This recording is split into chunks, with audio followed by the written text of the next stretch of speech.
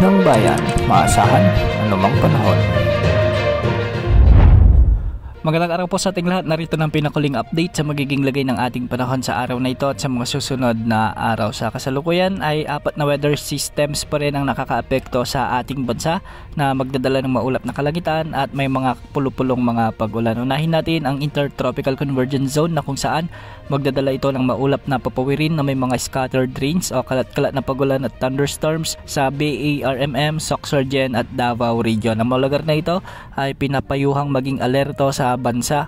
Ang mga lugar na ito ay pinapayuhang maging alerto sa banta ng mga biglang pagbaha o pagguho ng lupa, lalo na kung may mga umiiral na katamtaman hanggang sa minsan ay malalakas na pag-ulan. Samantala, shear line naman ay yung banggaan ng malamig at mainit na hangin ang umiiral sa may Cagayan, Isabela at Apayao na kung saan magdadala rin ito ng maulap na kalangitan na may mga kalat-kalat na pag-ulan at isolated thunderstorms, kaya posible pa rin ang banta ng mga biglang pagbaha o pagguho ng lupa, lalo na kung may mga katamtaman at minsan ay malalakas na pagbuhos ng ulan. Samantala, easterlies o ang mainit na hangin mula sa karagatang Pasipiko naman ang inaasahang magdadala ng mainit na panahon, maulap na kalangitan at kalat-kalat na pag-ulan at pagkidlat pagkulog sa buong Eastern Visayas sa may Aurora, Quezon Province, Camarines Norte, Surigao del Norte, Surigao del Sur at ang Dinagat Islands. Pinag-iingat rin natin ang mga lugar na ito sa banta ng mga biglang pagbaha o pagguho ng lupa, lalo na kung may mga katamtaman at minsan ay malalakas na pag-ulan.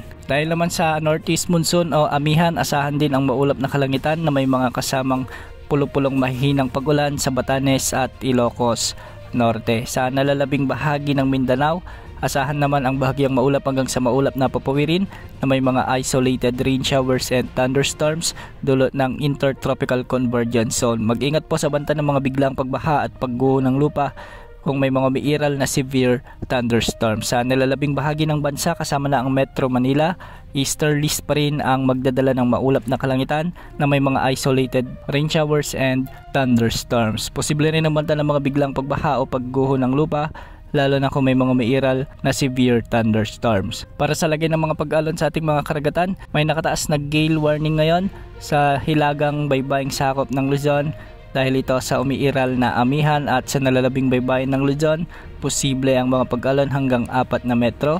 Sa nalalabing baybayin ng bansa sa Mindanao ay posibleng umabot ang mga pag-alon hanggang 2.5 meters. Sa kasalukuyan, wala pa rin tayong namomonitor na LPA o bagyo na posibleng pumasok sa ating area of responsibility sa susunod na 3 hanggang 5 araw. Malamig na panahon naman ang inaasahan sa mga susunod na araw dahil magkakaroon tayo ng tinatawag na amihan surge o yung malakas na pagbugso ng amihan, lalong-lalo na sa northern at central Luzon, at sa mga susunod pang araw posibleng umabot na ito hanggang sa northern portion ng Visayas. Yan ang latest sa lagay ng panahon. Ito po ang weather update ng bayan, maasahan anumang panahon.